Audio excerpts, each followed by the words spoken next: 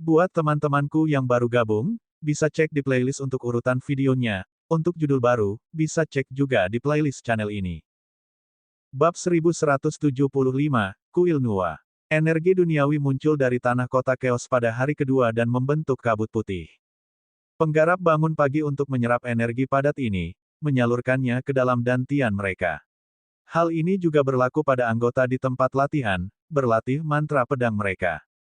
Pedang terbang di atas, beberapa ditunggangi oleh gadis-gadis yang agak muda. Feng Feiyun, aku punya masalah yang ingin aku diskusikan denganmu, sendirian. Suanyuan Yi keluar dari kabut. Aroma manis menemani tubuhnya yang seputih salju. Rambut hitamnya diikat dengan jepit rambut capung. Suaranya senyaman kicauan burung oriole. Dia tidak terlihat lemah seperti tadi malam, melainkan teratai yang pantang menyerah yang bertahan di permukaan danau. Kerudung biru menutupi wajahnya yang bisa membuat pria tergila-gila. Kenyataannya, usaha ini sia-sia karena kecantikannya tidak bisa disembunyikan oleh sehelai kain tipis pun. Feiyun tidak menganggap ini mengejutkan karena dia membutuhkan ini untuk bepergian. Kalau tidak, dia akan menimbulkan keributan yang lebih besar kemanapun dia pergi. Dia tidak tahu bahwa dia memakainya hari ini karena dia merasa terganggu dengan kejadian tadi malam. Sebagai orang suci Aquamun, dia adalah inkarnasi kesempurnaan, tidak mampu menunjukkan kelemahan di depan siapapun. Tadi malam adalah saat dia lengah untuk pertama kalinya dan menangis di depan seseorang. Karena itu, dia harus mengenakan kerudung hari ini untuk menyembunyikan rasa malunya. Sebaliknya, dia tidak terlalu memikirkan kejadian tadi malam. Keduanya berjalan ke Taman Alkimia. Jangan beritahu siapapun tentang apa yang terjadi tadi malam. Dia berhenti dan berkata. Dia berpikir bahwa dia akan berbicara dengannya tentang Dongfang Jingyue, bukan tentang tadi malam. Apa maksudmu, Yang Mulia? Dia berkata. Dia memunggungi dia sambil menggigit bibir bawahnya dan berkata, aku tidak menangis dan kamu tidak menyeka air mataku. Oh, bukankah normal jika seorang gadis menangis? Bahkan seseorang sekuat Lotus Sein pun menangis. Menurutku, makhluk abadi dalam legenda juga menangis, kata Feiyun. Saya bilang itu tidak terjadi. Jika kamu bersikeras mengungkit hal ini, kita tidak bisa berteman lagi. Dia berdebat. Baiklah, aku tidak akan mengungkitnya, tapi ada hal lain yang ingin kubicarakan denganmu. Jangan mengungkit hal itu juga, simpan saja untuk dirimu sendiri. Dan kami telah menemukan orang penting Anda, dia ada di kuil Nuwa, kata Yi. Dia berpikir bahwa mengingat bakat dan potensinya, dia memiliki kualifikasi untuk merayu dia. Namun, dia tidak mampu untuk jatuh cinta. Pertama, dia adalah yang paling berbakat dan perlu tumbuh lebih kuat lagi. Tidak ada waktu untuk hal lain selain berkultivasi. Itulah satu-satunya cara untuk memperkuat klannya agar tidak terulang kembali secara tragis. Feiyun berpikir bahwa masalah dengan Di Zong bisa menunggu sampai konferensi selesai. Apalagi mereka juga bisa mengunjungi Di. Yi pergi setelahnya, hanya meninggalkan aroma samar di udara. Feiyun tidak bisa menunggu lebih lama lagi setelah mendengar berita tentang Dongfang Jingyue. Dia bergegas menuju kuil dengan kelompoknya di belakangnya. Bos Feng, apakah kamu akan mengambil tindakan terhadap orang suci itu, Keke?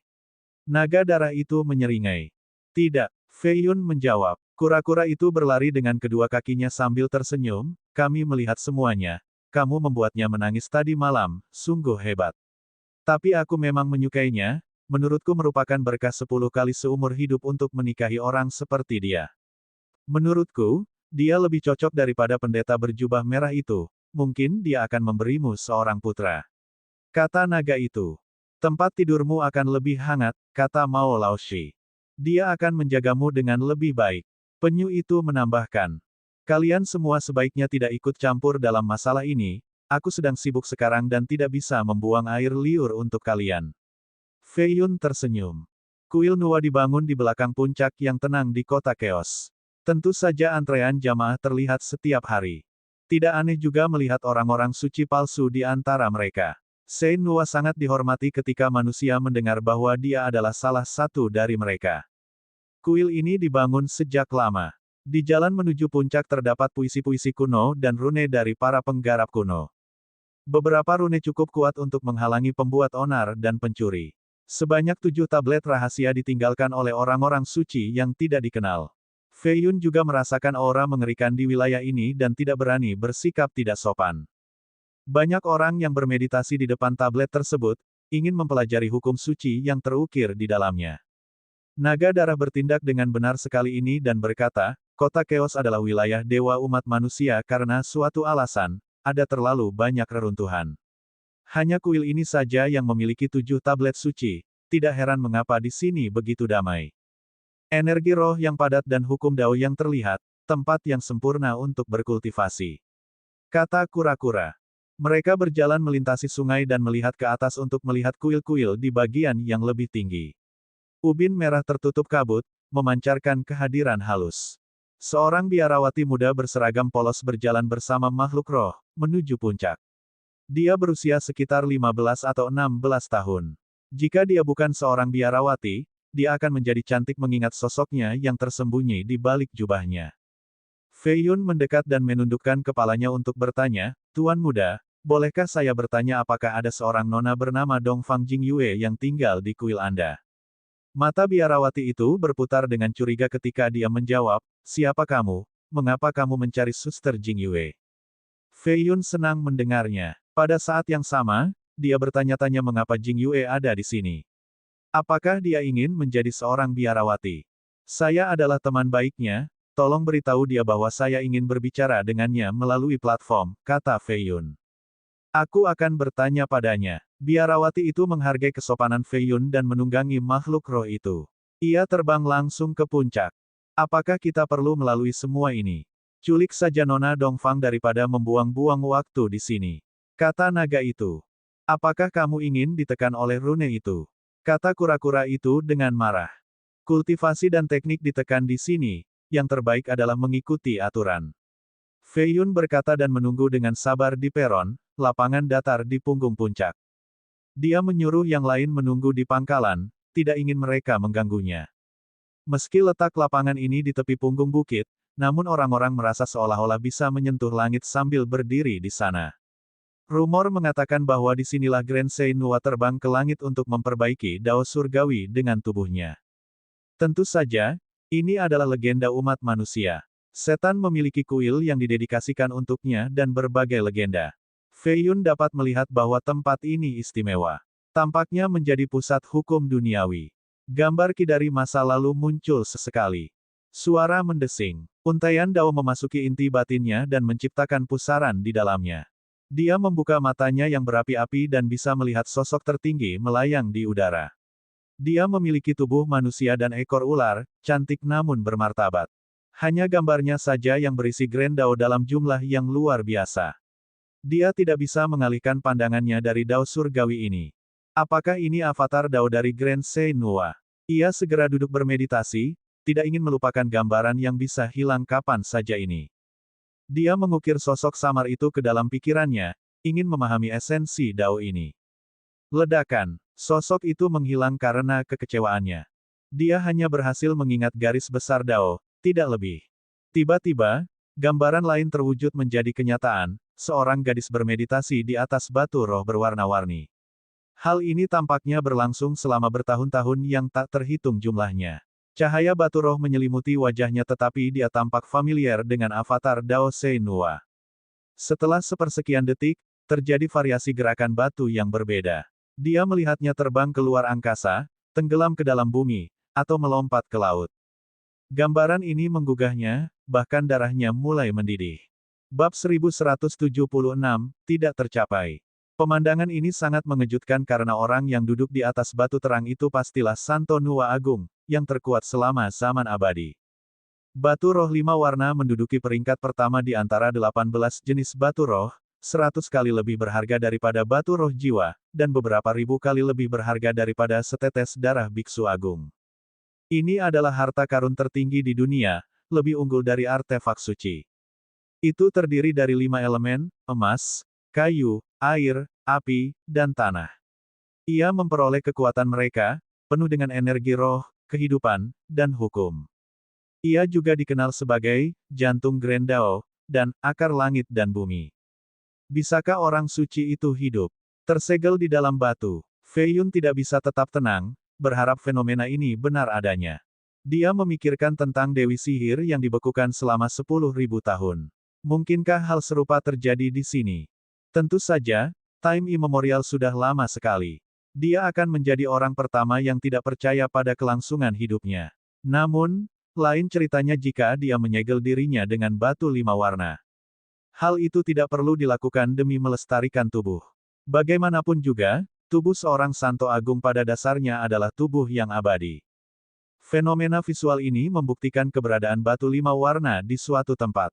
Gadis itu mungkin adalah Grand Sei Nua, jika dia masih hidup, dia akan mampu menghentikan bencana yang akan datang. Dia mengepalkan tangannya. Di mana batu ini? Ruang angkasa, sebuah jurang maut, laut, tidak?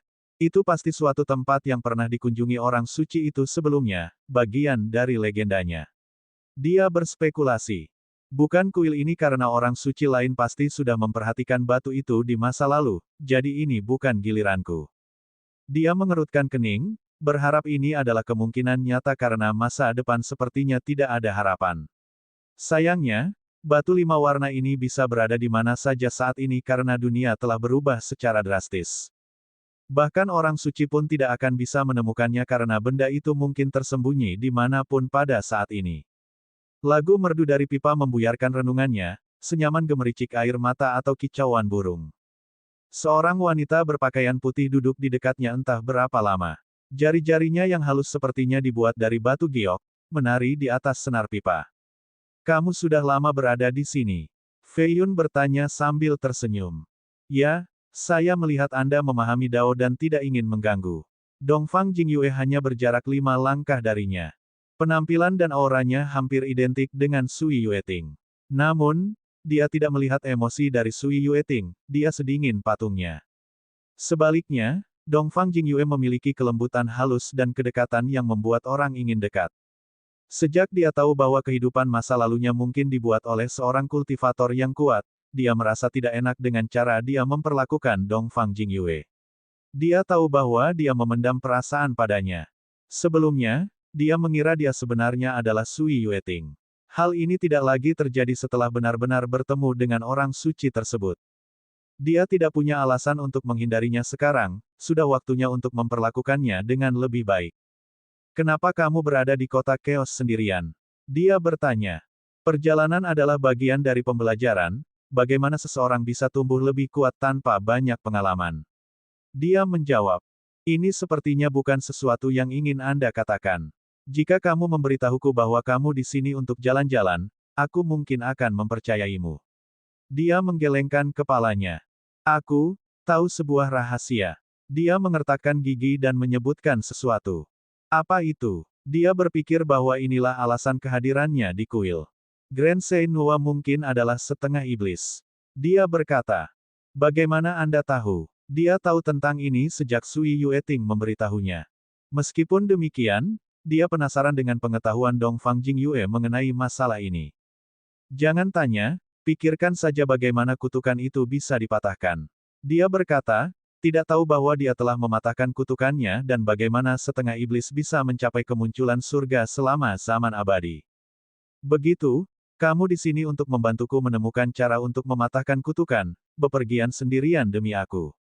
Dia tersenyum dan berkata, omong kosong, aku di sini untuk mencari reruntuhan dari para suci, ini untuk pemahaman Dao. Wajahnya tersembunyi di balik cadar tapi matanya mengatakan semuanya.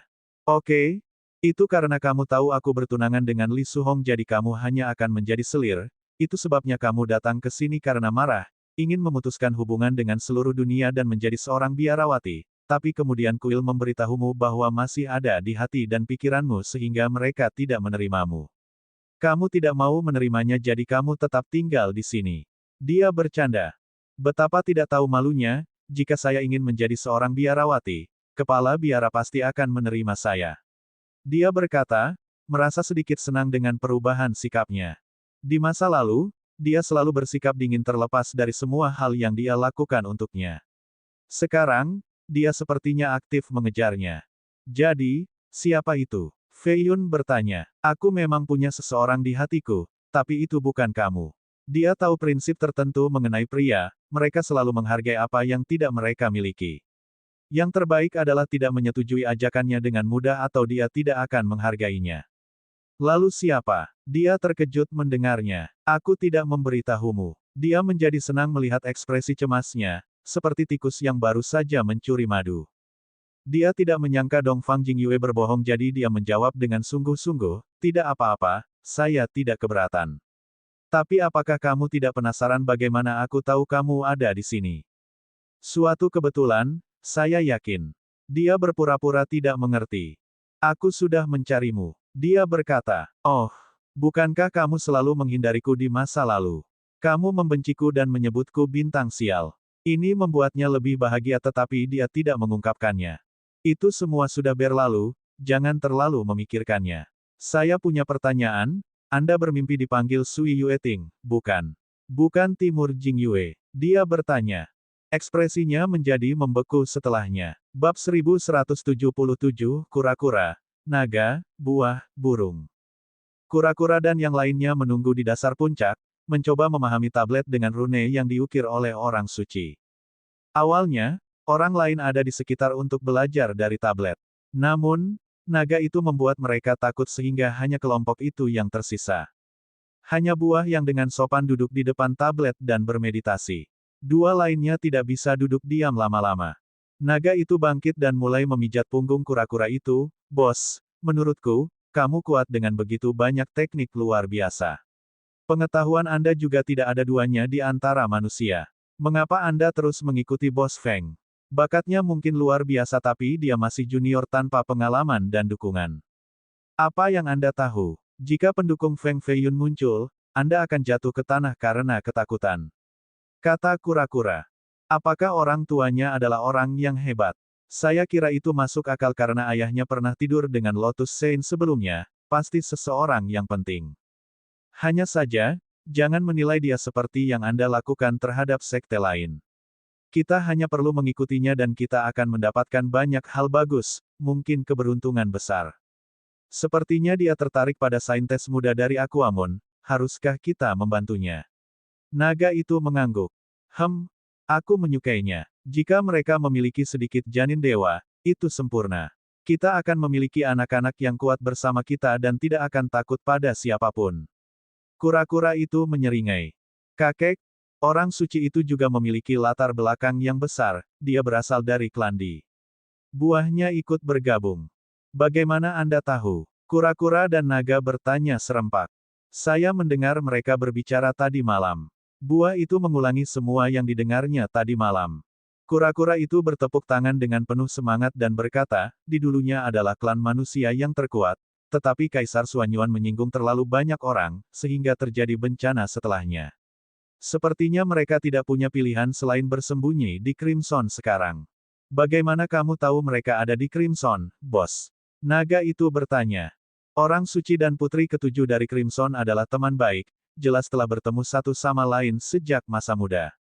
Dia tidak punya teman lain untuk dibicarakan. Kata kura-kura. Itu benar, kata naga itu. Dia menangis meski memiliki begitu banyak kebanggaan dan potensi. Klan adalah kelemahannya, mungkin kita harus memanfaatkan ini. Kura-kura itu merenung. Maksudmu kita harus menyebarkan berita tentang mereka yang bersembunyi di Crimson agar para iblis datang menimbulkan masalah, lalu kita bisa membuat Bos Feng berperan sebagai pahlawan. Dia akan memenangkan hatinya setelah itu. Bodoh. Jika setan datang, orang suci akan mengundang dewa untuk membantu. Jika mereka mengetahui bahwa kita berada di balik semua ini, kita akan kacau. Kata kura-kura. Lalu apa rencanamu? Di mungkin sudah jatuh sekarang tapi nama dan prestisenya tetap ada di antara manusia. Bahkan para penggarap jahat tidak punya apa-apa selain menghormati apa yang telah dilakukan Kaisar Suanyuan. Namun para senior di pasti menginginkan lebih dari ini, ambisi mereka terlihat jelas saat membawa Suanyuan Yiyi ke Aquamon, mereka tidak ingin terus bersembunyi selamanya. Mereka ingin bangkit kembali dan mengembalikan nama leluhurnya. Jadi, kamu ingin membantu mereka, Bos. Tidak bukan saya. Feng Feiyun. Kura-kura itu menyeringai, Guru Suanyuan membuat pedang dengan nama yang sama dan menggunakannya untuk membunuh 8 orang suci. Nenek moyang suci para iblis saat itu takut akan hal itu. Namun, benda itu hilang setelah kematiannya. Itu bisa sangat berguna bagi klan untuk mengusir gerombolan iblis, sayang sekali. Menurutmu apa yang akan terjadi jika Feng Feiyun menemukan pedangnya lagi? Dia bisa mendapatkan apapun yang dia inginkan dari mereka, hanya perlu mengatakannya. Naga itu tertawa. Kecerdasanmu membuatku khawatir, bukan Feiyun yang mengatakannya. Kami akan berbicara dengan orang-orang tua dan orang suci itu sendirian setelah kami menemukan pedangnya. Kami akan mengatakan sesuatu seperti Feiyun ingin menikah dan akan menggunakan pedang sebagai hadiah pernikahan, paham? Ya, ya, dia akan berlari ke Feiyun dan berteriak, nikahi aku, nikahi aku. Tunggu, ada masalah. Kami tidak tahu di mana pedangnya berada, jadi ini semua omong kosong. Kata naga itu. Yang lain tidak, saya tahu. Kura-kura itu memperlihatkan senyuman misterius, tetapi ini harus menunggu sampai akhir konferensi. Kami akan memberitahu Feiyun nanti. Saat ini, dia tidak punya energi untuk berurusan dengan orang suci itu. Nona Dongfang akan menghabiskan seluruh waktunya sekarang karena dialah yang disebut sebagai takdirnya. Aku mendengar rencanamu. Aku mendengar rencanamu. Aku akan memberitahu Jing Yue bahwa Feiyun ingin menikahi orang suci dan menggunakan pedang Suanyuan sebagai hadiah. Seekor burung beo yang dilalap api terbang menjauh sambil berteriak. Yun Ge awalnya tidur di kuil terdekat tetapi terbangun setelah beberapa saat dan mendengar percakapan mereka. Kura-kura menjadi khawatir. Ia telah melawan burung itu sebelumnya dan mengetahui bahwa orang ini sedang merencanakan sesuatu yang tidak baik. Tangkap, teriaknya. Naga itu terbang ke atas dan mengangkat cakarnya. Tidak bisa menangkapku. Tidak bisa menangkapku. Burung beo itu secepat meteor, melesat melalui celah di cakarnya. Aku akan memberitahu Jing Yue bahwa Feiyun sudah memiliki kekasih. Dia adalah orang yang dua kali, dan kalian semua adalah orang jahat. Tiba-tiba sebuah buah jatuh dari atas dan kepalanya terbentur. Pandangan burung beo itu menjadi hitam saat jatuh ke tanah. Ah, siapa yang menyergapku? Ia tergagap. Kerja bagus, Lao Shi. Ikat burung jahat ini, kata kura-kura. Naga itu mendekat dan meletakkan satu kakinya di atas kepala Yun Ge, bertanya dengan tatapan tajam, haruskah kita membungkamnya selamanya? Bodoh. Itu hewan peliharaan Nona Dongfang, dia akan membunuh kita. Kura-kura itu menendang naga itu dan membuatnya terbang. Tidak perlu terlalu jahat pada burung ini. Buah itu mengeluarkan urat naga dan mengikat cakar dan sayap burung itu. Kakek, kami tidak bisa tinggal lama di sini. Nona Dongfang mungkin curiga kami mengingat sejarahmu dengan burung itu. Baiklah, kita harus pergi sekarang, tapi izinkan aku meninggalkan pesan. Penyu itu setuju. Kelompok itu kemudian pergi dengan burung itu, meninggalkan pesan yang tidak benar. Naga itu diare lagi. Kami akan kembali dulu, jangan khawatirkan kami. Asteris. Dongfang Jingyue tidak menjawab pertanyaan Feiyun. Hanya suara angin yang terdengar. Feiyun dengan sabar menunggu jawabannya. Apakah kamu ingat lukisan di rumah leluhur Yingou? Jingyue bertanya. Ya, desa dua orang dan kuil di tepi sungai Jin ada dalam lukisan itu, jawabnya. Itu adalah bagian dari mimpiku. Terkadang aku menganggap diriku sebagai Sui Yueting, bahwa Dongfang Jingyue hanyalah kelahiran kembali. Feiyun berbagi pengalaman serupa. Mimpi dan kenangan itu begitu jelas sehingga mereka hanya bisa menganggapnya sebagai kehidupan masa lalu. Mengapa kamu membunuhku? Tidak, mengapa Sui Yueting membunuh Feng Feiyun? Feng Feiyun menjadi emosional. 1. Dongfang Jingyue menggigit bibir bawahnya. Meski itu hanya mimpi, dia merasa itu adalah bagian dari hidupnya. Dia berkata, saya tidak bisa memberitahu Anda, ketahuilah bahwa dalam mimpi, Sui Yueting benar-benar mencintainya. Dia menggunakan teknik pedang terkuat untuk menembus jantungnya, harga dari teknik ini adalah kematian hatinya sendiri. Setelah menjadi dewa yang tidak ada duanya, dia juga mati karena kesedihan. Dia punya alasan untuk melakukan hal itu, tetapi waktu yang dia habiskan bersamanya di Laut Utara adalah waktu yang paling membahagiakannya. Mereka berbagi mimpi yang sama, meski dari dua sudut pandang yang berbeda.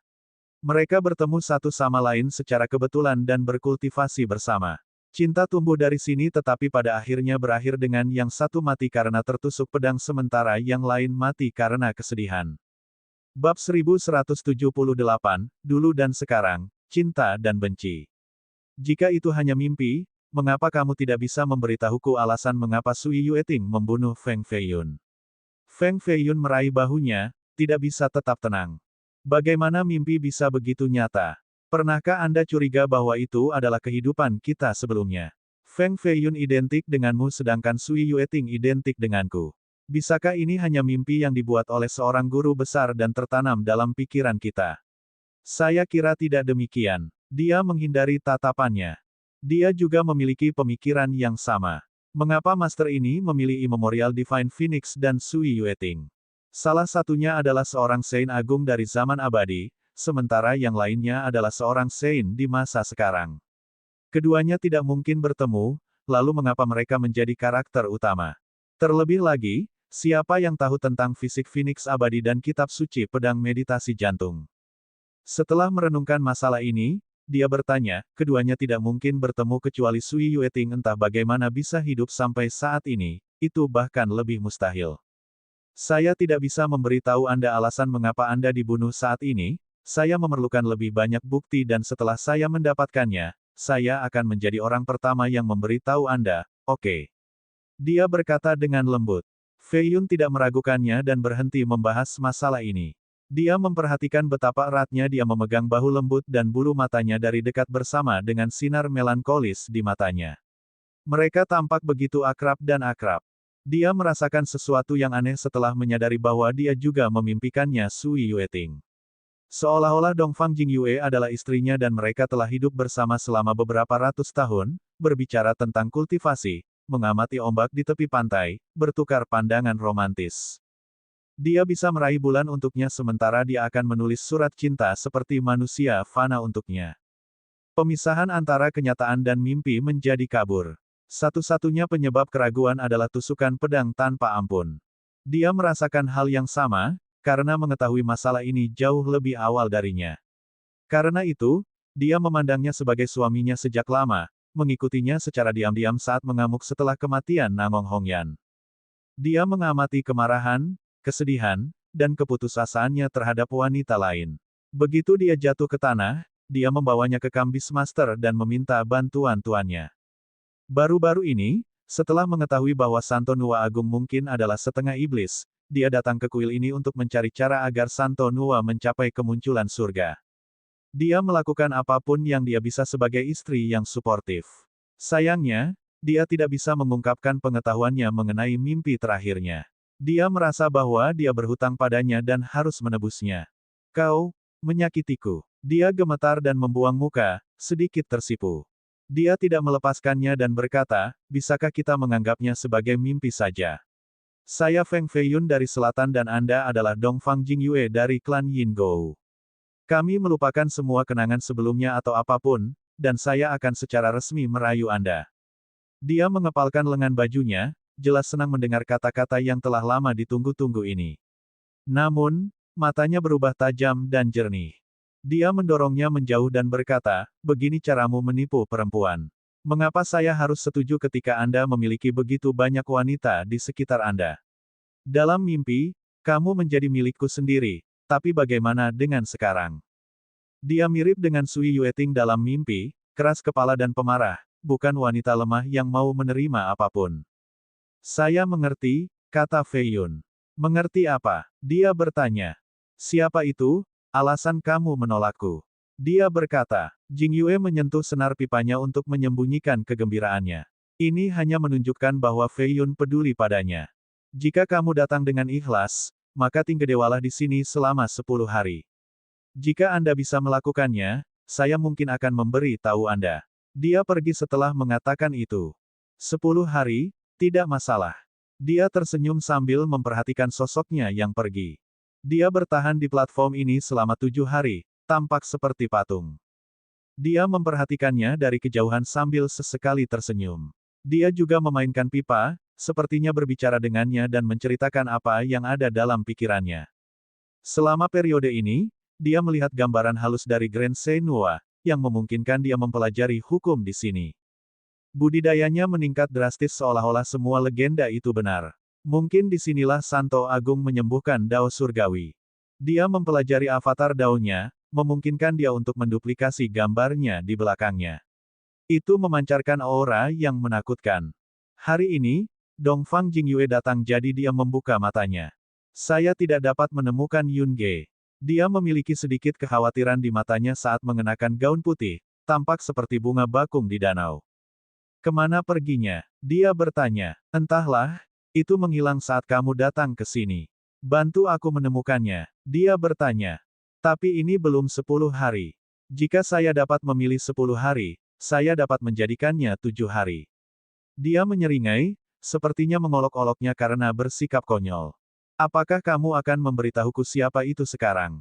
Dia bertanya. Apa yang akan kamu lakukan jika aku memberitahumu? Dia berkata. Aku hanya akan memperingatkan dia untuk bersikap baik padamu. Jika dia berani menggoda wanita lain, saya pribadi akan memberinya pelajaran. Dia menunjukkan senyum cerah dan memutar matanya, kalau begitu, peringatkan dirimu sendiri. Dia segera mengerti bahwa dia hanya bermain-main dengannya. Keadaan emosi dan mentalnya tidak stabil akhir-akhir ini, membuatnya tidak dapat membacanya. Saya ditipu oleh Anda di kehidupan saya sebelumnya dan ditipu lagi sekarang. Sepertinya kamu punya kebiasaan buruk yang perlu diperbaiki. Dia berusaha bersikap keren. Anda harus berhasil merayu saya terlebih dahulu sebelum mencoba mengubah saya. Dia terbang ke udara dan memasuki kota keos, muncul di jalan yang dipenuhi kereta dan pejalan kaki. Hati-hati, aku akan mendapat balasannya. Fei Yun mengejar. Dia melarikan diri dengan kecepatan tinggi, meninggalkan bayangan setelahnya. Mereka yang memenuhi syarat untuk memasuki keos adalah para kultivator kuat yang telah berlatih selama berabad-abad. Sayangnya, mereka masih dikirim terbang oleh Fei Yun dan kesal dengan apa yang tampaknya merupakan upaya menggoda. Saudara Feng, ini kekacauan, jangan melangkah terlalu jauh. Simen Cuixiao membuka jendela paviliun dan memperingatkan Fei Yun. Dia mengira Fei Yun sedang mengejar seorang wanita bangsawan di siang hari bolong. Fei Yun mendongak dan melihat Simen Cuixiao setengah telanjang sambil memeluk kecantikan. Dia tersenyum, jangan khawatirkan aku, terus lakukan pekerjaanmu. Cuixiao buru-buru berkata sebelum Fei Yun pergi, 4 peri sedang mempersiapkan pesta untuk semua manusia jenius. Para pangeran dan putri dari dinasti pusat, penerus gua dan kuil semuanya akan ada di sana. Datanglah jika Anda punya waktu. Tidak tertarik. Fei Yun hanya peduli pada Dongfang Jingyue saat ini, apalagi yang disebut peri. Dia bahkan tidak ingat tentang misinya di konferensi tersebut. Dongfang Jingyue cepat tetapi pada akhirnya masih bisa ditangkap olehnya. Berhenti, berhenti, kita sudah selesai di sini. Itu menyenangkan, seperti saat aku mengejarmu dulu, sekarang kamu membalas dendam. Dia memohon pengampunan dan berkata, Fei Yun, saya mengizinkan Anda untuk mengadili saya tetapi Anda harus melakukannya dengan tulus. Bab 1179, Prinsip Piramida. Konferensi ras segudang semakin dekat sehingga para jenius dan master tua melakukan perjalanan ke kota keos. Energi iblis dapat dirasakan di mana-mana dan sebaiknya dihindari. Dongfang Jingyue dan Feng Fei Yun duduk di dalam kedai teh terapung. Produk-produk di sini istimewa karena membantu budidaya. Hal ini juga berlaku pada orang-orang suci semu. Mereka duduk di dekat meja batu giok dekat jendela dan seorang pelayan cantik membawakan mereka 2 cangkir teh yang penuh dengan energi roh. Ini adalah teh Zen, sejenis pengobatan alkimia kuno. 1 daun membutuhkan masakan 1 juta tahun. Setiap cangkir berharga lebih dari 1 miliar batu roh. Fei Yun menyesapnya dan merasakan energi lembut mengalir ke seluruh tubuhnya. Seolah-olah naga kecil mengalir di sekelilingnya, mengusir kekhawatiran dan membantunya memahami kebenaran Dao. Jingyue duduk di seberangnya. Gaun putihnya secantik angsa. Rambutnya yang hitam legam dan kulitnya yang seputih susu, meski tertutup kerudung, tetap memancarkan kecantikan dan pesona. Aura murninya menarik perhatian para pembudidaya di dekatnya. Ada yang kagum dengan penampilannya dan ada pula yang merasa iri pada Fei Yun. Bagaimana kamu ingin aku menunjukkan ketulusan? Dia bertanya. Dia tidak menanggapi ketika dia melihat 2 wanita memasuki lantai mereka. Salah satunya adalah seorang crossdresser dengan jambul laki-laki yang mengikat rambutnya. Dia melambaikan kipas kertas seperti tuan muda. Namun, dia tidak menyembunyikan kecantikan femininnya. Dadanya besar sementara pinggangnya tetap ramping. Wanita lainnya adalah perwujudan peri, tampak bermartabat. Dia mengenakan kerudung biru, memancarkan kehadiran tanpa celah. Siapa lagi mereka selain Liu Suzi dan Suan Yuan Yi? Mereka tidak melihat Fei Yun dan duduk di belakang layar. Banyak kultivator dari Crimson dan Aquamoon menemani mereka bersama dengan para lelaki tua yang kuat. Adegan megah tersebut menarik semua orang yang mulai berspekulasi tentang identitas mereka. Dongfang Jingyue menangkapnya dan mengetuk meja 2 kali.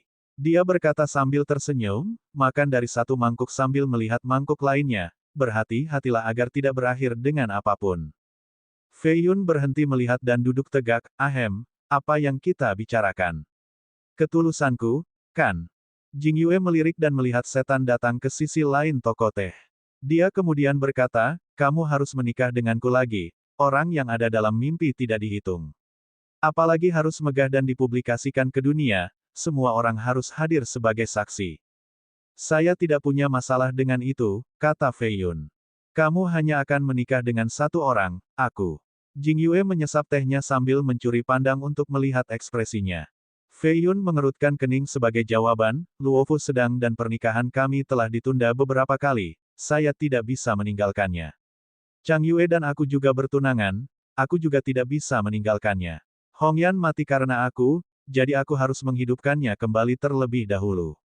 Aku tidak ingin menikah sebelum ini. Fei Yun menamai satu demi satu wanita sehingga senyum Jingyue perlahan menghilang. Meskipun dia tidak egois, bukan berarti dia ingin berbagi suaminya dengan orang lain. Long Luofu sedang mengandung anaknya sekarang, yang berarti dia akan memiliki otoritas yang besar setelah menikah.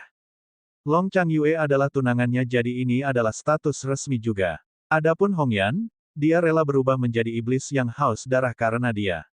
Dia adalah pesaing kuat lainnya. Dia tetap tenang tetapi matanya bersinar karena ketidaksenangan. Dia berkata, jadi kamu ingin menikahi semua orang, saya sudah memperkirakan ini dan tidak akan menghentikanmu. Namun, harus ada peringkatnya. Dia menghela napas lega dan berkata, rumah tangga saya tidak memiliki peringkat atau senioritas. Naif sekali. Menurutmu wanita yang kamu suka bisa bertahan dengan senyuman? Wanita tidak cukup murah hati untuk membagi pria mereka dengan orang lain, hati mereka setipis jarum. Hal ini terutama berlaku bagi kultivator wanita yang kuat, jarumnya menjadi semakin kecil seiring bertambahnya kuat. Domba betina yang lemah mungkin didominasi oleh seekor domba jantan dan akan mendengarkan dengan patuh, hal yang sama tidak berlaku pada harimau betina. Jika harimau memaksakan masalah ini hanya akan membuat mereka ingin membesar-besarkan masalah tersebut. Jika mereka tidak bisa mendapatkan kasih sayangnya sendirian, mereka akan melahapnya untuk mencegah orang lain mendapatkannya. Dia mulai berkeringat setelah mendengar ini. Mengapa Kaisar memiliki 3.000 wanita cantik tanpa khawatir akan dimakan oleh mereka? Kekuatan dan otoritas, iya, tapi juga karena dia tidak akan mengintimidasi atau menghadapinya secara pribadi. Dia memberi mereka status yang berbeda sehingga mereka akan bersaing satu sama lain sambil berusaha menyenangkannya, dia hanya perlu menjaga keseimbangan. Harimau harus memahami hal ini untuk bertahan hidup. Dia melanjutkan. Fei Yun belum memikirkannya sejauh ini. Dia berpikir selama dia tidak meninggalkan mereka dan memperlakukan mereka dengan baik, semuanya akan baik-baik saja. Ternyata gagasan ini naif jika dilihat dari sudut pandang sempit, dia tidak mengerti wanita. Mereka adalah orang-orang yang hidup dan bernafas dengan bakat dan kepribadian yang kuat, bukan mainannya. Jangan berpikir bahwa hanya karena kultivasi Anda tinggi, Anda akan mampu mengendalikannya. Karena mereka telah mencapai sejauh ini dengan dao mereka, mereka tidak takut akan masalah.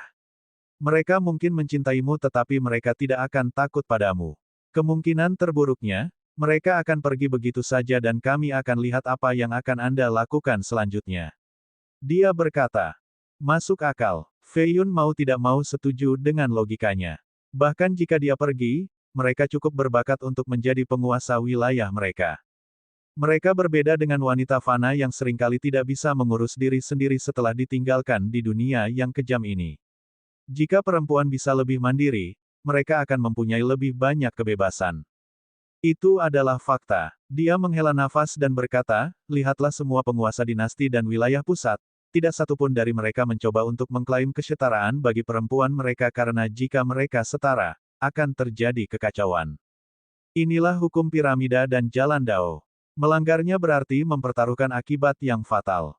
Fei Yun mengerti maksudnya. Misalnya, meskipun agama Buddha menganjurkan kesetaraan bagi semua orang, Buddha masih berdiri di posisi teratas, diikuti oleh bodhisattva, arahat, dan kemudian biksu berpangkat lebih rendah. Jing Yue memberitahunya hal ini dan mengizinkannya memiliki harem. Namun, dia menginginkan status tertentu. Jika itu tidak memuaskannya, itu menunjukkan ketidaktulusannya. Hal ini membuat Fei Yun sakit kepala, lebih dari memikirkan tentang kultivasi. Matanya seperti dua pahat tajam yang menusuk kepalanya. Baiklah, kita akan membahasnya nanti. Fei Yun ingin lebih banyak waktu untuk memikirkan apa yang disebut piramida ini, terutama posisi teratas. Yang tertinggi akan menghadapi tekanan paling besar. Jika dia tidak bisa mengatasinya, piramida itu akan jatuh menimpanya. Jing Yue juga tidak terburu-buru. Dia berkata dengan ekspresi serius, tidak apa-apa, pikirkanlah dan temui aku nanti. Kamu juga tidak perlu membantuku menemukan Yun Ge, aku bisa menemukannya sendiri. Dia pergi setelah itu dan dia tidak menghentikannya. Kenapa dia harus melakukannya? Dia tidak memiliki posisi yang jelas untuknya saat ini. Simen Cuixiao datang dari meja lain. Dia sudah lama berada di sini tetapi tidak ingin mengganggu keduanya. Saudara Feng, wanita tadi sungguh luar biasa, entah itu penampilan atau bakatnya, belum lagi cintanya padamu. Saya yakin jika Anda memberinya posisi tertinggi, dia akan memeluk Anda dan Anda bisa menjadi nakal seperti yang Anda inginkan. Menggenggam tangannya saja sudah seperti hal yang paling membahagiakan di dunia, apalagi memenangkan hatinya, semua pria akan iri padamu. Menurutku, kamu tidak membutuhkan orang lain selain dia. Pria genit itu menambahkan, menilai Dongfang Jing Yue sangat tinggi. Bab 1180, Pangeran Moonbreak. Tidak sesederhana itu. Fei Yun menggelengkan kepalanya. Ini sederhana dan rumit. Pertama, Anda harus tahu apa yang ada dalam pikirannya. Jika Anda ingin dia menjadi istri dan ibu yang baik dan patuh, Anda harus memberinya beberapa wanita dengan status lebih rendah, rasa superioritasnya akan membuat segalanya lebih mudah. Simen Cuixiao berkata, seorang Raja Fana memiliki 3.000 selir sehingga seorang penguasa wilayah atau kaisar dapat memiliki ratusan ribu selir. Semakin tinggi kedudukan seseorang, semakin banyak harta yang dimilikinya, kata Fei Yun. Itu sama sekali bukan alasannya. Para penguasa ini tidak punya waktu untuk menyia-nyiakan perempuan, budidaya dan politik adalah medan perang mereka yang sebenarnya. Mereka hanya mencintai beberapa wanita, mungkin sekitar selusin. Mereka bahkan tidak pernah melihat yang lain atau mengetahui nama mereka, jadi mengapa mereka ada di harem? Mengapa? Fei Yun mengerti bahwa dia kurang pengetahuan dalam hal ini. Di permukaan, para wanita ini adalah bagian dari harem tetapi kenyataannya, para bangsawan hanya membawa mereka agar selir kesayangannya dapat memperlakukan mereka seperti budak. Buatlah mereka merasa superior dan mereka tidak akan mengganggu Anda. Jadi begitu. Mata Fei Yun menyipit saat dia berkata, jika hanya ada 3 tingkat dalam sebuah piramida, maka tingkat ketiga adalah yang terendah, tetapi jika ada 10 tingkat, maka tingkat ketiga pun berada di dekat puncak. Cerdas. Simen Cuixiao mendentingkan cangkirnya dengan cangkir Fei Yun. Fei Yun mengelus dagunya dan berkata, tetapi jika aku menikahi beberapa ribu wanita cantik, bukankah itu merugikan mereka meskipun mereka tidak bersalah? Bagaimana Anda tahu bahwa hal itu akan merugikan mereka? Selama Anda cukup kuat, mereka akan bangkit bersama Anda, meminjam gengsi Anda untuk memperkuat klan dan kekuatan mereka.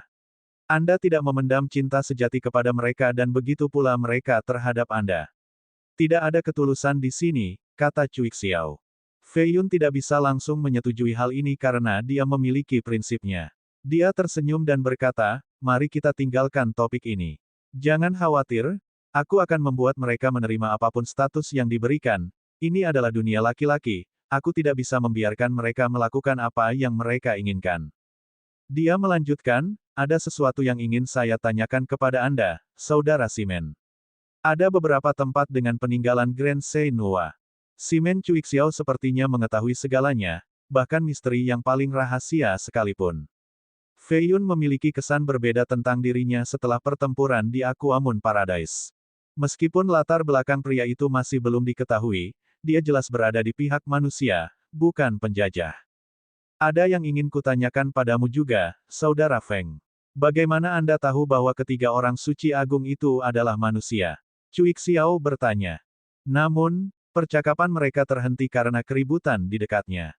Sebuah pisau melintas dan darah terciprat ke tanah, menodai pelindung kain juga. Kotoran, Tuan Surgawi dari ras rubah lumpuh. Dia adalah pangeran dari suku kuno, ini akan menjadi kekacauan besar. Suanyuan Yi menyarungkan pedangnya sementara Liu Suzi dengan tenang menyesap tehnya. Sebaliknya, para iblis jenius dikejutkan oleh budidaya Yi yang gila. Fei Yun telah memperhatikan situasi di sisi lain. Kedua wanita itu datang, diikuti oleh para iblis jenius. Yang terakhir ini pantas mendapat kekacauan karena telah mengacaukan Santo Aquamun Paradise saat ini. Liu Suzi melambaikan kipas kertasnya dan mencibir, rubah bodoh, dia berani menyuruh orang suci Aquamun untuk menjadi pelayannya. Para pengunjung istana teh menjadi khawatir. Dewa Aquamun baru saja membunuh dua orang suci belum lama ini. Setan takut padanya saat ini. Celestial Genleman pucat dan gemetar karena marah. Dia memelototi Suanyuan Yi dan berkata, dominasi sekte Anda hanya sementara. Apakah menurut Anda cabang iblis kuno kita takut pada manusia biasa? Silakan datang dan mencoba kami kalau begitu. Liu Suzi selalu sombong dan tidak takut. Para manusia jenius bertepuk tangan setuju, terkesan oleh kedua gadis itu. Seorang pria tampan dari klan zaman dahulu berkata, kami adalah penguasa pada masa zaman abadi, beraninya kamu bertindak riuh di sini. Seorang pengikut Tao menambahkan, 3 orang suci agung semuanya adalah nenek moyang manusia, garis keturunan kami lebih unggul dari cabang lainnya. Kesombonganmu tidak beralasan. Kami memiliki 2 orang suci saat ini adalah masa keemasan kami. Kita tidak akan lagi kalah dengan iblis-iblis kuno setelah konferensi. Manusia bertepuk tangan dan berdiri, tidak lagi terintimidasi.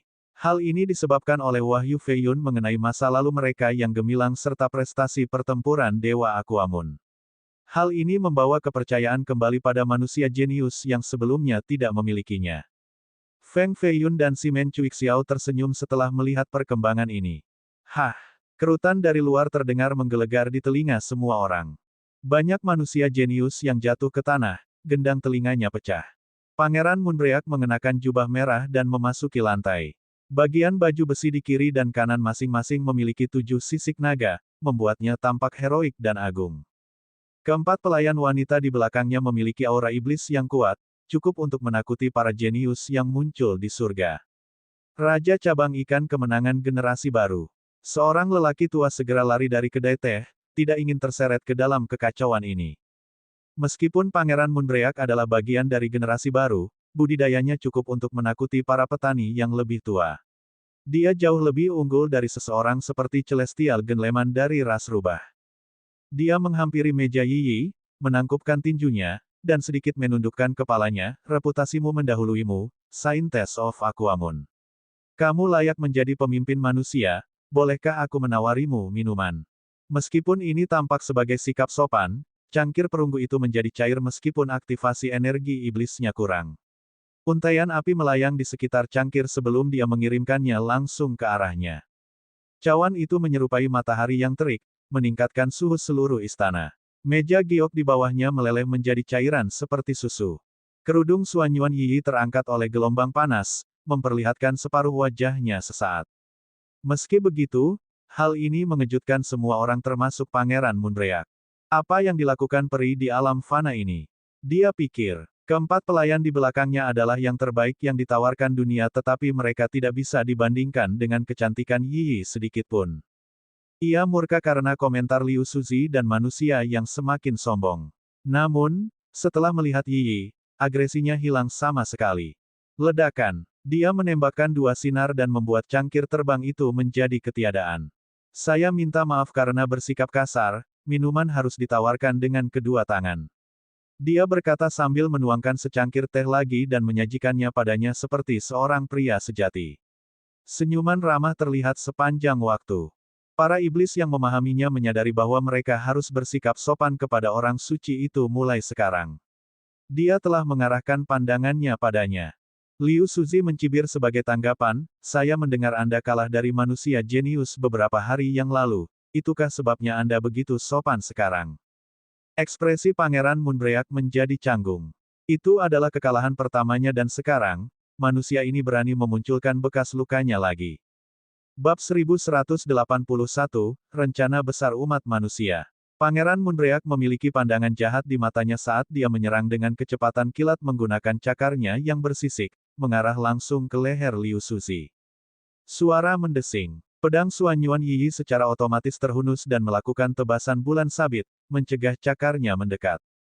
Dia menarik tangannya kembali dan menyembunyikannya di balik lengan bajunya sambil berkata, "Aku memberimu wajah namun kamu tidak menginginkan apapun.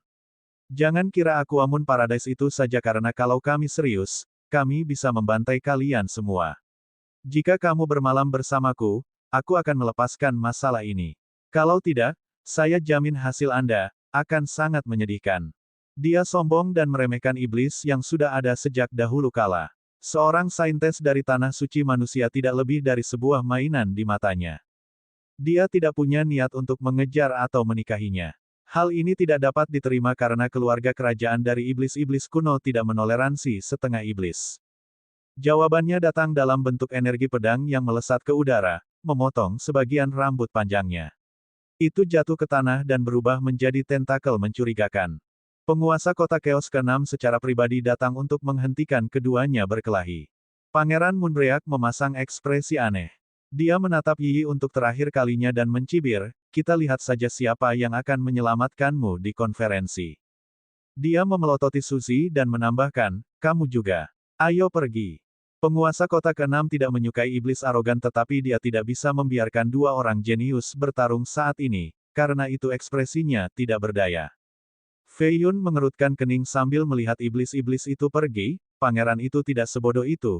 Dia tahu betapa kuatnya Aquamun saat ini namun dia masih datang untuk memprovokasi Suanyuan Yi. Bukankah ini deklarasi perang antara klannya dan Aquamun? Itu akan merugikan semua manusia. Simen Cuixiao berkata sambil tersenyum, mereka telah menyembunyikan kekuatan dan sumber daya mereka begitu lama, selalu berkembang di medan perang Myriad Rache. Para eselon atas akan menggunakan konferensi ini untuk menunjukkan bahwa manusia setara dengan cabang iblis manapun yang sudah ada sejak dahulu kala. Dewa Aquamun telah melakukan langkah pertama untuk membangun moral. Apa hubungannya ini dengan pangeran yang memprovokasi Yi? Fei Yun bertanya. Simen Cuixiao sepertinya tahu segalanya tentang umat manusia. Siapa dia? Tidak mungkin bukan siapa-siapa. Cuixiao tahu apa yang dipikirkannya dan berkata, "Bukan rahasia lagi. Eselon atas tidak menyembunyikan ini, mereka ingin menjadi sombong seperti iblis untuk mencapai peringkat yang sama."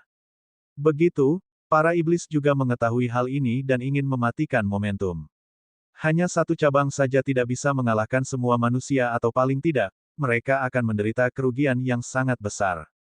Karena Dewa Aquamun memimpin manusia, yang terbaik adalah memulai dengan Aquamun Saintes. Dia datang untuk menantangnya dan memberitahu iblis lain apa yang mereka rencanakan, kata Fei Yun. Itu rencana yang bagus. Di permukaan, dia tampak tersinggung setelah ditolak olehnya. Ini adalah alasan bagus untuk mengambil tindakan melawannya di konferensi.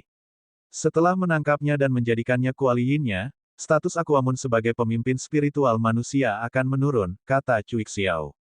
Jika ini berhasil, manusia tidak akan mampu tampil cukup cemerlang dalam konferensi ini untuk membawanya ke tingkat berikutnya. Fei Yun tersenyum dan berkata, "Ya, momentum yang diperoleh dengan susah payah akan menurun." Cuixiao berkata, "Sekarang, saya ingin tahu tentang bagaimana cabang iblis lainnya akan bergerak. Bukankah kita hanya perlu mengikuti orang suci itu untuk mengetahuinya?" Fei Yun tersenyum. Manusia telah menunggu lama untuk momen ini dan dia membawa angin timur dengan mengungkap kebenaran tentang mereka yang menjadi pemimpin selama time immemorial. Pertanyaannya adalah, seberapa kuat? Dia tahu bahwa setidaknya ada orang suci lain di antara manusia, penganut Taoisme yang menggunakan menara tak terukur untuk menghancurkan Xiao Nuolan. Ini pasti bagian dari kekuatan tersembunyi umat manusia. Karena iblis ingin menyatakan perang, mereka akan memulai dari Aquamun. Mengikuti Yi adalah keputusan yang tepat. Keduanya mengikuti Yi ke Istana Megah. Pintu masuknya memiliki sebuah plakat besar dengan karakter Void yang ditulis dengan kuat. Dua lelaki tua berdiri di depan istana, memiliki kilatan mata dan semangat tinggi. Yi dan Suzy menunjukkan kartu undangan mereka dan masuk ke dalam. Keempat peri mengadakan perjamuan di sini untuk merayakan kebangkitan pahlawan umat manusia. Semua tamu adalah jenius terkenal, bahkan pangeran berpangkat rendah dari dinasti pusat mungkin tidak memenuhi syarat untuk masuk. Ini adalah kejadian langka, kami sangat beruntung. Cuixiao tersenyum. Apakah kamu punya kartu undangan? Fei Yun bertanya. Saya kebetulan punya dua. Dia menggosok kedua telapak tangannya dan memberikan dua kat. Dia memberikan satu kepada Fei Yun dan mereka melangkah melewati pintu masuk. Fei Yun telah mendengar tentang Void sejak lama. Ini adalah garis keturunan kuno yang terkenal karena memiliki kultivator yang kuat dan wanita cantik kelas dunia. Jika ada peringkat 10 wanita tercantik di setiap generasi, Void akan menempati setidaknya 3 tempat. Dari luar terlihat seperti istana, namun pemandangan di dalamnya sangat berbeda. Menyebutnya sebagai dunia kecil bukanlah hal yang salah. Pulau-pulau melayang di udara di antara kabut dan kabut. Seekor naga banjir putih menarik kereta dengan seorang wanita cantik duduk di dalamnya, pemandangan yang tak terlupakan. Simen Cuixiao berjalan perlahan dengan seruling di tangannya dan berkata, paruh pertama kehidupan harus berupa anggur, cinta, kekayaan, dan kekuasaan. Bagian kedua adalah tentang keluarga. Itulah kehidupan yang sukses. Bagi para kultivator, seseorang harus bersenang-senang dengan pisau di satu tangan dan keindahan di tangan lainnya. Adapun apa yang disebut mengejar Dao, Keke, jika seseorang tidak dapat memahami Dao kemanusiaan, bagaimana mereka bisa mengejar Dao yang abadi? Ya, tidak bisa mencapai kehampaan dan Zen tanpa mengalami 7 emosi dan 6 keinginan terlebih dahulu. Fei Yun setuju saat pakaiannya berkibar tertiup angin. Saudara Feng, kami sangat mirip. Malam ini, mari kita tunjukkan keahlian kita dan masing-masing menghadirkan kembali keindahan, haha. Keduanya mengobrol sambil mendaki pulau terapung. Mereka memasuki istana kristal dan dilayani oleh selusin pelayan, semuanya cantik sambil mengenakan seragam pelayan kekaisaran dan berada di alam amanat surga. Simen Cuixiao segera memeluk mereka berdua, memeriksa gaun mereka dengan tangannya dan mengusap dada mereka. Mereka sama sekali tidak keberatan karena pesertanya termasuk tokoh-tokoh besar umat manusia. Jika mereka bisa mendapatkan rahmatnya dan menjadi pelayannya, masa depan mereka akan jauh lebih cerah. Lebih baik datang tepat waktu daripada lebih awal. Melihat dua wajah yang kukenal, sepertinya ini adalah hari keberuntunganku. Sinar turun di pintu masuk, seorang pria muda mengenakan jubah ilmiah peluit. Dia memiliki sikap yang anggun, wajah yang dicukur bersih, dan rambutnya diikat dengan dua pita putih dan pena perunggu. Menghitung surga cendekiawan. Dia menangkupkan tangannya dan membungkuk sedikit pada keduanya, Saudara Feng, Saudara Simen, sudah lama tidak bertemu. Jelas memperhitungkan kedatangan kami dan merusak kesenanganku. Cuixiao berpikir dalam hati, tidak mencintai sarjana yang pantas. Dia berhenti meraba-raba kedua pelayan muda itu tetapi masih mendudukkan mereka di pangkuannya, memilih untuk membelai paha mereka dan menyeruput anggur dari bibir harum mereka untuk memanjakan diri. Bab 1182, Tamu keempat. Cendekiawan surga menghitung dengan sopan menunjuk ke arah kursi antara Fei Yun dan Simen Cuixiao, beberapa kursi kosong di sini. Saya akan duduk. Tempat ini sangat besar namun kamu ingin mengganggu kami, betapa tidak sopannya. Cuixiao mengerutkan kening. Fei Yun tidak menyangka keduanya adalah kenalan dan mengabaikan pertengkaran mereka, dan memilih untuk minum.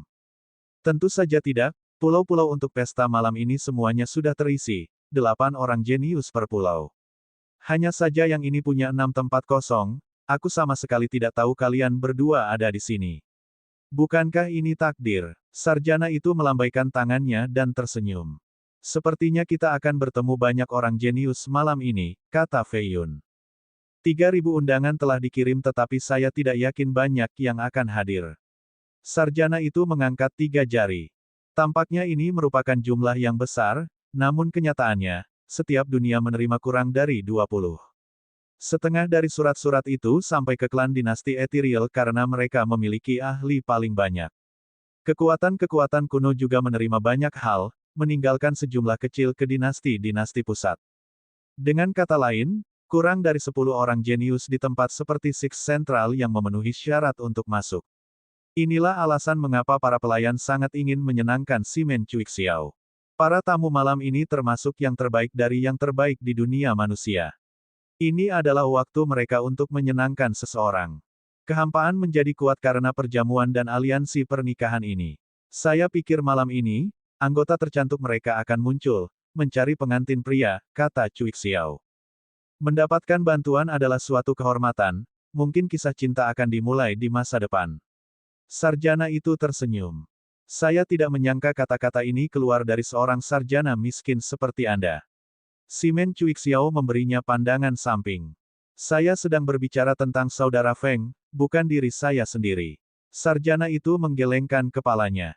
Saya di sini hanya untuk menemani saudara Simen, dan ditambah lagi, saya yakin mereka akan memilih para jenius terbaik. Seseorang tanpa latar belakang sepertiku tidak akan terlihat. Fei Yun tersenyum. Masih ingin bersembunyi, saudara Feng. Siapa yang tidak tahu bahwa Anda adalah Raja Setengah Iblis sekarang, mereka akan menjawab panggilan Anda. Meskipun Setengah Iblis lemah, populasi mereka yang tinggi menjadikan mereka aliansi terkuat. Bahkan gua-gua primitif pun tidak mau mengacaukannya. Sarjana itu menggelengkan kepalanya. Saya setuju. Dan Anda memiliki lebih dari itu, semua orang mengatakan bahwa Anda memiliki orang suci sebagai seorang guru. Hanya itu saja sudah cukup bagi para peri yang bijaksana untuk memikirkanmu. Simen Cuixiao berkata dengan serius. Feng Feiyun muncul bersama Di Zong dan berbicara tentang sejarah kejayaan manusia. Hal ini telah menyebar ke seluruh dunia dan para setengah iblis menganggap ini sebagai salah satu momen paling membanggakan dalam sejarah. Fei Yun berpikir meskipun dia mengatakan yang sebenarnya tentang Di Zong, mereka tidak akan mempercayainya. Ditambah lagi, ini memiliki arti yang sangat besar sehingga dia hanya tersenyum dan tidak menjelaskan lebih lanjut. Kudengar peri cakrawala juga dekat denganmu, berulang kali memujimu di depan umum. Ulama itu berkata, peri cakrawala, Fei Yun ingat orang ini di Crimson. Dia bertarung melawan Gu ke-8 dan dia memberinya senjata peringkat 10, kunci pemecah langit. Sungguh master sejati, tidak heran mengapa kamu bertindak begitu acuh tak acuh setelah datang ke sini, jadi kamu sudah memikirkan seseorang. Peri Cakrawala adalah putri emas dari klan kuno dari Extinguished World, cantik dan berbakat. Jika kamu bisa berkumpul dengannya, kamu akan mendapatkan dukungan dari klannya juga. Itu akan membuat jalan masa depanmu menuju dominasi menjadi lebih mudah. Cuixiao bertepuk tangan. Fei Yun berpikir dalam hati, keduanya misterius dan tidak sesederhana kelihatannya, sepertinya mereka sepenuhnya menyadari rencana manusia. Mereka terus membicarakan tentang setengah iblis, sepertinya mereka juga tahu bahwa dewa telah mencari metode untuk membantu setengah iblis menerobos. Mereka ingin aku menyatukan setengah iblis dan itu akan menghasilkan salah satu aliansi terkuat. Oleh karena itu mereka berusaha mendekat. Fei Yun tidak memikirkan masalah ini karena, setidaknya, keduanya tidak mengganggu. Pada titik ini, orang lain mendarat di luar istana dan tertawa, jadi inilah mengapa pulau ini memiliki begitu banyak aura yang mengesankan. Tuan yang terhormat, bolehkah saya dengan senang hati duduk di samping Anda semua? Nama pria itu adalah Zhong Yuan. Meskipun dia bertanya dengan hormat, dia langsung masuk dan duduk di samping mereka sambil tersenyum. Pelajar dan Cuixiao tidak mengenalinya. Yang pertama tersenyum kembali sementara yang terakhir terus bermain dengan dua wanita cantik yang duduk di pahanya. Fei Yun mengamatinya, seorang tamu layak mendapat perhatiannya. Namanya pas karena tubuhnya yang bulat dan gemuk menyerupai melon berukuran besar. Perutnya sebesar kendi air sedangkan kakinya setipis sumpit. Jika dia berdiri, orang akan kesulitan melihat kakinya. 1. Dia mengenakan ikat pinggang kain merah dengan parang berkarat tergantung di atasnya. Jika dia berdiri di jalan biasa, dia akan dikira sebagai penebang kayu yang gemuk. Jika dia menjual pancake, dia akan dikira wudalang. 2. Dia melirik ketiganya sebelum berbicara kepada Fei Yun, saya Zhong Yuan dari Second Central, teman-teman saya memanggil saya Brother Melon. Meski aku tidak punya hadiah berharga apapun, ini pepaya berumur 2 juta tahun untukmu, saudaraku. Apakah kamu mengatakan 2 juta? Simen Cuixiao tidak menyukai penyusup ini. Meskipun dia tidak menyukai cendekiawan itu, dia mengakui bakatnya. Mereka bertiga akan menguasai tempat ini dengan penampilan tampan dan bakat sempurna. Sayangnya, Zhong Yuan mungkin membuat semua gadis takut. Karena itu, Cuixiao tidak menghargai rencananya yang hancur. Meski begitu, dia menatap pepaya yang diletakkan di atas meja. Panjangnya lebih dari 1 meter dengan cahaya keemasan dan aroma obat. Bagaimana pepaya bisa tumbuh setua ini? Ini bukan apa-apa, aku punya beberapa di klanku yang jauh lebih tua, mereka terlalu besar untuk dibawa. Zhong Yuan tertawa. Sarjana itu menatap Zhong Yuan sejenak sebelum sesuatu muncul di matanya, menyadari sesuatu. Cui Xiao masih belum membelinya. Meskipun demikian, ketika Zhong Yuan membukanya, lingkaran pertumbuhan dapat terlihat. Semburan energi spiritual datang dari dalam disertai aroma yang melayang. Cincin itu membutuhkan niat surgawi untuk menghitungnya. Benar saja, usianya sekitar 2 juta tahun.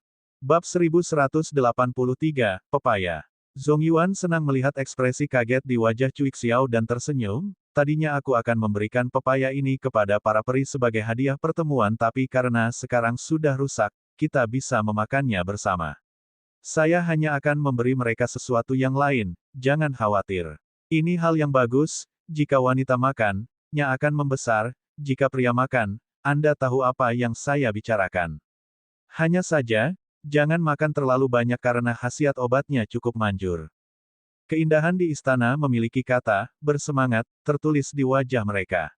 Mengesampingkan klaim mereka bertambah besar, budidaya pasti akan meningkat setelah makan ini. Bi Ningsuai mencium aroma buah dan berlari ke dalam istana, matanya berkilauan dengan bintang. Brengsek, ini setidaknya harus berumur 1 juta tahun. Aku sangat lapar memanjat semua tembok ini dan karena takdir telah mempertemukan kita, aku tidak akan menahan diri. Dia dengan cepat mengambil setengah dari pepaya dan mulai memakannya sambil duduk di dekat pintu, tidak ingin orang lain bersaing dengannya. Bekas gigi dan air liur terlihat di seluruh pepaya saat dia menyeringai, tidak mungkin mereka akan memintanya kembali sekarang. Dia menoleh ke belakang dan melihat kelompok itu menatapnya dengan tatapan ngeri. Ini membuatnya merasa lebih baik, saya sangat cepat dan keren sekarang dengan pintu masuk saya. Jangan pernah berpikir untuk mendapatkannya kembali. Saudara Feng, menghitung surga. Oh tidak, apakah aku bersikap kasar? Di sini, kamu bisa mendapatkannya kembali. Dia berpura-pura tidak bersalah dan mengembalikan pepaya ke meja, menyekanya dengan lengan bajunya. Tidak perlu, kamu dapat memiliki setengahnya, kami masih memiliki sisa. Sarjana itu memiliki senyum canggung di wajahnya. Bi Ningsuai telah menunggu ini dan memperlihatkan giginya yang sempurna, baiklah kalau begitu. Karena itu, dia mulai memakan sisa bagiannya secepat kilat sambil menyeringai. Zhong Yuan bergidik beberapa kali ragu apakah akan menghentikan pria itu atau tidak. Saudara Zhong Yuan, seberapa ampuh pepaya ini? Fei Yun berbisik. Sepotong kecil sudah cukup untuk mengubah wanita kemunculan surga menjadi kecantikan yang menggairahkan, untuk sedikitnya. Untuk orang yang berada di level yang sama, ya, sepotong kecil, tampaknya dia menemukan kata-kata yang tepat, dia tidak akan kesulitan menggantungkan benda yang beratnya sekitar 100 pon. Itu tidak terlihat bagus untuk pria itu. Benar saja, Ningsuai mulai terbakar dan memuntahkan api dari mulutnya. Area di bawah pinggang sangat memprihatinkan, menjadi kaku seperti batang besi dan semakin membesar seiring berjalannya waktu. Ia bisa mengangkat seekor gajah pada saat ini. Ekspresi Fei Yun dan cendekiawan itu memburuk. Bagaimana mereka akan menjawab Xie Honglian? Pelajar itu mengeluarkan pagoda kristal berukuran 7 inci dan membawa Ningsuai ke dalam. Fei Yun juga melemparkan 2 pelayan ke dalam pagoda dan berteriak, "Nona, tolong bantu." Jangan khawatir, dia akan bertanggung jawab.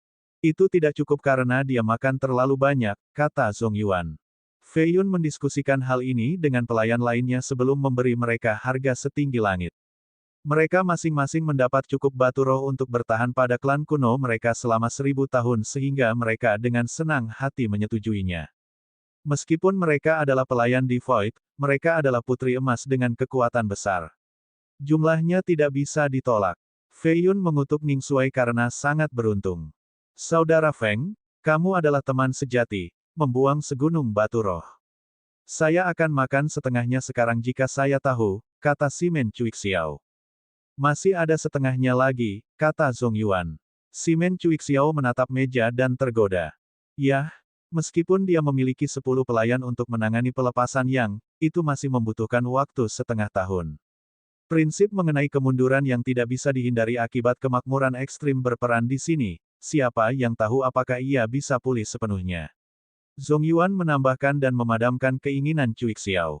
Pelajar itu mengerutkan kening sambil melihat ke arah pagoda yang bergetar di atas meja. Saya lebih khawatir tentang Xie Honglian karena Ningsuai baru saja mendapatkan 10 selir cantik lagi. Dia tidak punya pilihan, saya sudah membuat kesepakatan dengan mereka. Dia harus menikahi mereka setelah ini, batu roh itu adalah hadiah pernikahan. Kata Fei Yun. Pelajar itu tidak merasa lebih baik karena dia mengetahui sifat berapi-api Xie Honglian.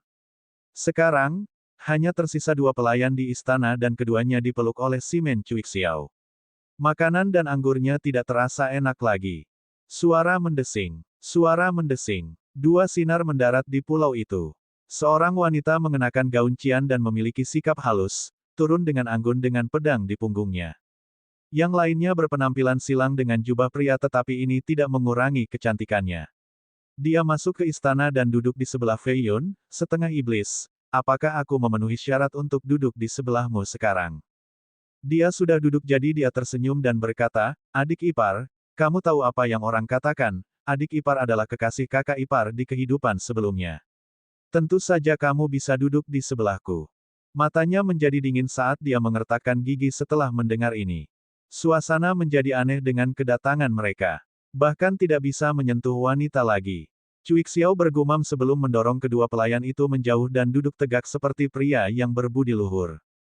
Dia harus bersikap keren di depan orang suci Aquamun. Pelajar dan Zongyuan berdiri dan membungkuk karena dua alasan, statusnya dan mereka adalah pria terhormat. Fei Yun dan Cuixiao, sebaliknya, tidak peduli.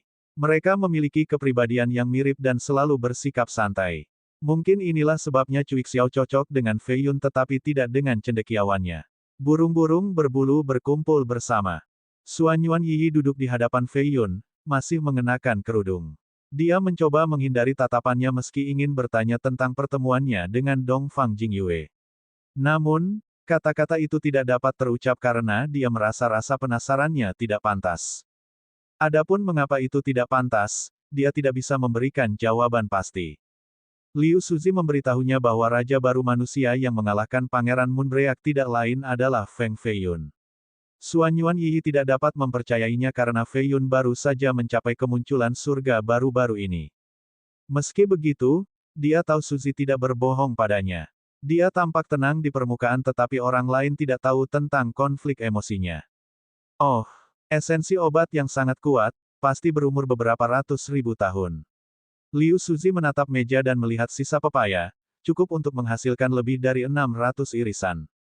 Energi roh menyelimuti piring dan bermanifestasi menjadi gambar naga dan bintang. Mata jernih Yi juga memperhatikan pepaya spesial itu. Bernafas saja sudah membuat energi roh seseorang mendidih. Ini adalah pepaya yang telah tumbuh selama 2 juta tahun, Zhong Yuan memperkenalkan. Namun, dia disela oleh Simen Cuixiao, saudara Zhong Yuan dari Second Central membawa oleh-oleh ini ke sini agar semua orang dapat mencicipinya.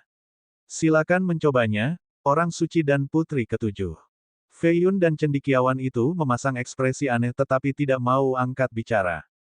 Suanyuan Yi dapat merasakan ada yang tidak beres, begitu pula dengan Suzy. Yang terakhir mengaktifkan tatapan surgawinya tetapi tidak melihat sesuatu yang aneh dengan pepaya itu. Jadi, dia mengambil salah satu irisannya dan Fei Yun tidak menghentikannya. Bagaimanapun, dia berdada rata, dan memakan ini mungkin membantunya dengan meningkatkan kepercayaan dirinya. Dia tidak lagi melakukan cross-dress setelahnya. Jika mereka tumbuh cukup besar, dia tidak akan bisa melakukan cross-dress lagi, pikir Fei Yun dalam hati dan tidak bisa menahan senyum. Dia pernah melihat gaunnya secara normal sebelumnya dan menganggapnya cantik. Jika dia ingin mendapatkan sisi yang lebih feminin, dia akan menjadi lebih menawan. Bab 1184, 4 Peri. Namun, Liu Suzi mempunyai firasat buruk tentang hal ini dan menarik kembali tangannya, bertanya kepada Fei Yun, setengah iblis, pilihkan satu untukku. Saya senang bisa membantu, Yang Mulia. Fei Yun mengambil sepotong yang relatif besar dan menaruhnya di piring di depan Liu Suzi, selamat menikmati, ini baik untukmu. Liu Suzi menatapnya, mengira dia bertingkah agak aneh. Laki-laki lain juga memiliki tatapan yang aneh, saudara Feng sangat baik kepada saudara iparnya.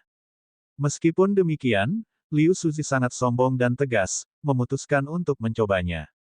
Saat bibir merahnya menyentuh pepaya, rasa manis seperti madu meleleh dan menjalar ke seluruh tubuhnya. Fei Yun memperhatikan dan melihat sedikit peningkatan pada lekukan di bawah jubahnya. Tentu saja, perubahan ini terlalu kecil untuk dia sadari sehingga dia selesai memakan potongannya. Dia merasakan energi rohnya melonjak seolah-olah ada nyala api yang menyala di dalamnya. Namun, ini masih dapat dikontrol dan normal, bagian dari memakan buah alkimia yang kuat. Dia meletakkan kedua tangannya di depan dantiannya dan mulai menyalurkan untuk menyerap kekuatan obat. Suan Yuan Yi mengamati temannya dari awal sampai akhir, menyadari bahwa senyumnya menjadi lebih cerah dan indah. Selain itu, dia tidak melihat apapun meskipun suasananya aneh. Yang mulia, apakah Anda ingin mencobanya? Kata si Men Cuixiao. Fei Yun terbatuk sebagai tanggapan, kultivasi yang mulia sangat kuat sehingga dia tidak perlu makan. Dia menekankan kata, kuat. Si Men Cuixiao mengerti dan terkejut, bagaimana Anda tahu, Saudara Feng, Anda pernah melawan yang mulia sebelumnya. Fei Yun tahu bahwa pria itu memiliki pikiran kotor jadi dia berkata, saya belum melakukannya, tetapi pada pandangan pertama sudah jelas. Cuixiao mau tidak mau melirik ke arah orang suci itu. Namun, dia mengalihkan pandangannya saat mata mereka bertemu dan menundukkan kepalanya, malah menatap benda-benda di atas meja. Bagaimanapun juga, dia tidak berani meremehkan Santo Aquamun. Yang lain juga tidak berani menyuruhnya makan karena statusnya. Jika dia mengetahui kebenarannya, siapa yang mampu menahan amarahnya? Meski memiliki sifat baik hati dan bermartabat, hal ini bukanlah bahan tertawaan. Adapun Liu Suzi, Fei Yun adalah pelaku sebenarnya jadi dia hanya akan berurusan dengannya setelahnya. Beberapa saat kemudian, orang lain datang ke pulau terapung itu. Dia tampak berusia sekitar 20 tahun, tinggi dan kurus dengan kulit pucat. Dia berpakaian sederhana dan tidak banyak bicara. Dia menyebutkan namanya dan duduk dengan tenang di sudut. Lu Sanren, anggota dinasti tengah ke-134. Dia termasuk dalam cabang yang dikenal sebagai abadi. Terdapat total 134 dinasti pusat sehingga dinastinya adalah yang terlemah. Meskipun demikian, cendekiawan itu menatapnya dengan serius, tidak menunjukkan tanda-tanda jijik. Aturan perjamuan ini adalah 8 orang per pulau dan 100 orang per gunung. Pulau Fei Yun sekarang berjumlah 8, membentuk lingkaran di sekeliling meja utama, Fei Yun, Cuixiao, cendekiawan, Zhong Yuan, Suan Yuan Yi, Liu Suzi, Bi Ning Shuai, dan Lu Sanren. Tempat duduk Bi Ning Shuai memiliki pagoda yang bergetar. Mereka yang datang setelahnya berasumsi bahwa dia terobsesi dengan kultivasi dan tidak ingin membuang waktu. Ini bukanlah hal yang jarang terjadi di dunia kultivasi. Setelah ke-8 tamu itu tiba, pulau itu secara otomatis melayang lebih jauh ke dalam void. Istana meleleh, memperlihatkan platform kristal dengan pelayan membawa lebih banyak buah dan anggur unik. Beberapa setan wanita cantik juga datang untuk bernyanyi dan menari. Mereka ditangkap di medan perang dan dijual ke void, mempertahankan status yang relatif tinggi. Pulau-pulau lain berkumpul dan para tamu dengan senang hati minum bersama cendekia surga menghitung. Suan Yuan Yi bahkan lebih populer. Mereka yang mengetahui kehadirannya segera datang untuk menyambutnya, apakah mereka jenius dari Gua Sulung atau pangeran dari dinasti pusat. Suasananya meriah sebelum jamuan makan resmi dimulai. Para pahlawan berkumpul untuk membicarakan tentang budidaya dan teknik, bahkan politik dan arah masa depan. Namun, keempat peri mengalami kesulitan hari ini karena adanya tamu penting. Segalanya harus sempurna. Peri Cakrawala saat ini tinggal di East Lake Palace, sebuah area dengan energi roh yang padat dan arsitektur yang indah. Ada lebih dari 1000 pelayan saja. Mereka mengenakan gaun warna-warni di atas sosok anggun dan dada besar mereka. Mereka memiliki peringkat dan otoritas berbeda, semuanya melayani peri mereka. Keempat peri ini lebih mulia dari raja biasa, jadi memiliki pelayan sebanyak ini adalah hal yang normal. Dari sudut pandang luar, void sepertinya adalah tempat hiburan. Para wanita di sini bergengsi tetapi tidak bisa dibandingkan dengan para pangeran dari dinasti pusat. Keempat peri itu berbeda. Mereka berasal dari latar belakang bangsawan dan tidak ada yang berani meremehkan mereka. Misalnya, peri Cakrawala, atau Jiutian Yanyu, berasal dari klan Cakrawala di dunia yang memadamkan. Kenyataannya, perjamuan hari ini adalah pertandingan antara keempatnya. Mereka ingin menemukan tamu paling luar biasa dan mengikat ikatan karma. Contohnya, jika Jiutian Yanyu menikah dengan seorang saint palsu, maka orang lain harus berpikir 2 kali sebelum menyinggung klannya. Jika orang ini mencapai status suci, klan mereka juga akan melonjak. Klan kuno seperti ini memiliki sedikit pengetahuan tentang bencana yang akan datang. Ini adalah salah satu cara untuk meningkatkan tingkat kelangsungan hidup mereka. Nona, kita harus pergi kemana dulu? Seorang gadis cantik berusia 16 tahun menundukkan kepalanya di depan layar. Jiutian Yanyu berdiri di dekat pegangan tangga merah, mengenakan gaun biru dengan kuas di tangannya. Saat dia membuat sketsa, cahaya putih menyelimuti dan menyembunyikan penampilannya. Luo Suihan, Chang Lianyi, Gongsun Baishi, apa pilihan mereka? Mereka berempat berkeliling dinasti pusat, mewakili Void dan klan serta sekte masing-masing. Karena bakat dan budidaya mereka, orang lain menyebut mereka, empat peri. Tentu saja, jika itu adalah daftar wanita tercantik, Xuanyuan Yi, Ximen Sanhou, dan lainnya akan ada di daftar itu. Hanya saja para wanita ini tidak bisa dibandingkan dengan empat peri dalam hal kaligrafi, puisi, nyanyian, dan tarian. Pelayan itu memiliki suara yang menyenangkan saat dia menjelaskan, para jenius dari gua berkumpul di Gunung Void termasuk Zhong Sensiu dan Ge Hun Xiao. Mengingat kesombongan peri Luo dan seberapa dekat istana sungai dengan gua, dia akan memilih tempat itu terlebih dahulu. Sasarannya adalah para jenius di gua-gua itu.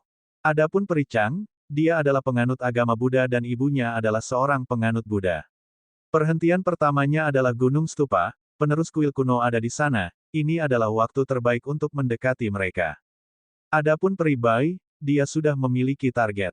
Dia akan pergi ke Gunung Jadeblut karena dia tertarik pada Dark Dao Child, dia pernah berkata bahwa dia bisa menjadi yang terkuat di antara manusia jenius. Jiutian Yanyu berhenti menggambar dan menyeringai, anak Dark Dao muncul 8 tahun yang lalu dari rahasia surga, hanya membutuhkan 60 tahun untuk mencapai Westbull. Kudengar dia berbakat dan ambisius, menyebut dirinya orang suci sesat. Pantas saja dia tertarik padanya, haha.